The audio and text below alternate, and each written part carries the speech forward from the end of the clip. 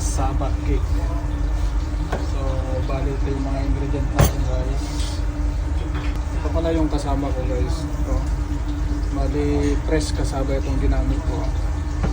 So, ngayon, maglalagay tayo ng coconut milk. Lagay tayo ng 2 coconut milk. Bali, ito ginamit ko. White sugar,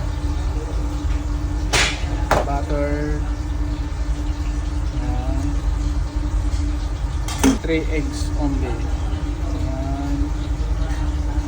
condense. Ituloy na natin lahat ito. Ayan. Lalagyan din natin ng evap milk. Ayan. Tapos mix lang natin hanggang mag-corporate na lang siya.